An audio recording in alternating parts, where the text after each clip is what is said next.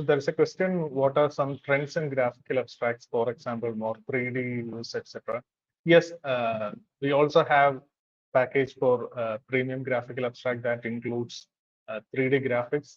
So some interesting studies like maybe a molecule you can visualize in 3D, or say a battery, a new combination of different materials can be depicted in 3D. And most of the journal covers are done in 3D. So that is a different area of expertise.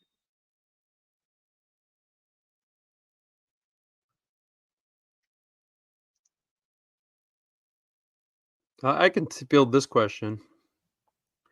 I had mentioned that like some journals, they require like some text, like a mini summary. This is good because I think uh, like tweets, if you're or X, they call it now. You're really limited to a certain amount of text. So just keep in mind these images are going to be shared on social media. So either have that text, um, summarize it on the graphical abstract itself, so you don't need to have an extra mini abstract to go with it, or just keep the text to a minimum. But just go to the journal's website and read and reread the requirements for their graphical abstracts. And keep in mind, these are not peer reviewed, so you got to get it right the first time. You may be able to correct it. I know when something is published in a scientific paper, it's almost impossible to change anything. But I think the graphical abstracts, you may have some flexibility there.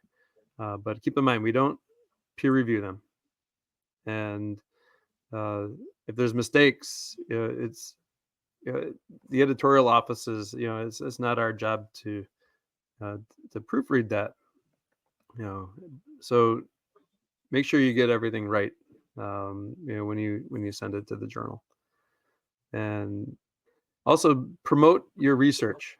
You can, the Twitter handles or X handles. You can at the journal's Twitter account or the publisher like Wiley, and this helps. So it's up to you to do some of the promotion. The journals are here to help you. The publishers are also here to help you with the promotion as well.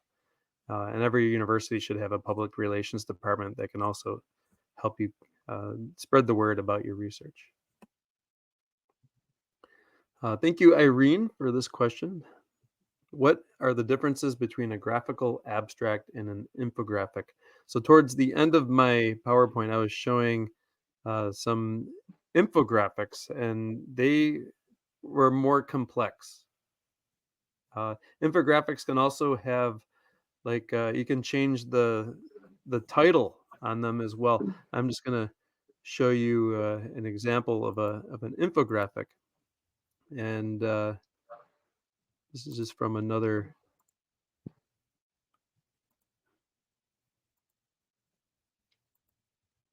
Yeah, can everybody see this? Um,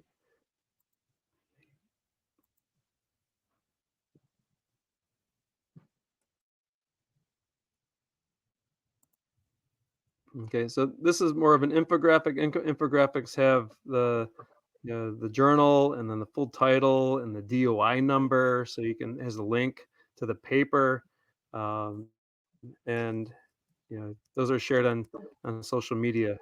So say that. There's another one I wanted to show. Here we go. Yeah, so here's an infographic. They usually have a prescribed format. So there's the publisher, and they have you want to have the full title. It can be down here. You can have like a catchy newsy title up here, but these are all the elements on the infographic. It seems similar to the graphical abstract example. Like we had the the overall snapshot of the experiment, the methodology, and then the results. But the infographics, you can have more text compared to the graphical abstract. Yeah. So and here's some more infographics. Yeah. You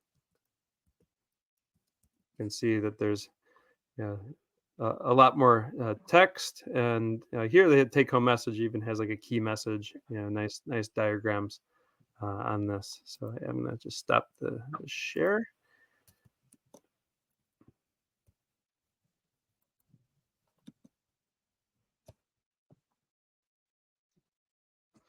Okay, so yeah, I just wanted to show what infographics look like and how they're different.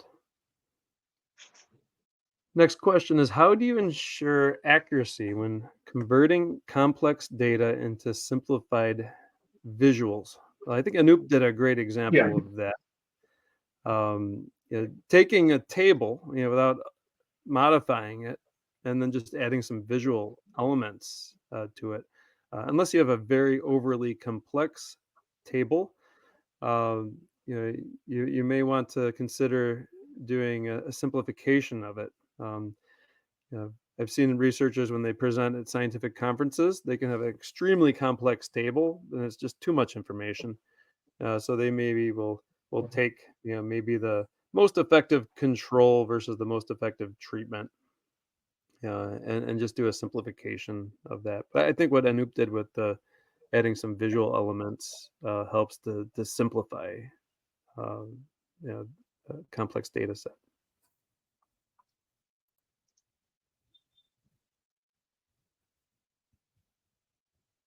Really happy to see these questions, so thank you. Um, Copyright issues. Well, make sure your work is original.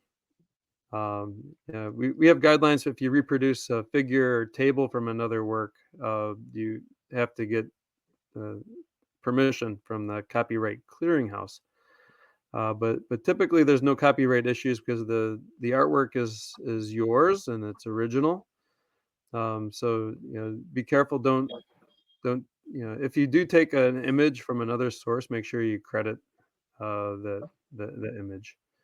But yeah, usually there's no copyright issues. Keep in mind that it's whatever you display up for the general public. It's it is also free for everyone to use because they're essentially no copyright on even your own work. So these are just meant to be visual summaries of your paper. So who knows? Maybe it'll be a copyright issue in the future. But right now, no.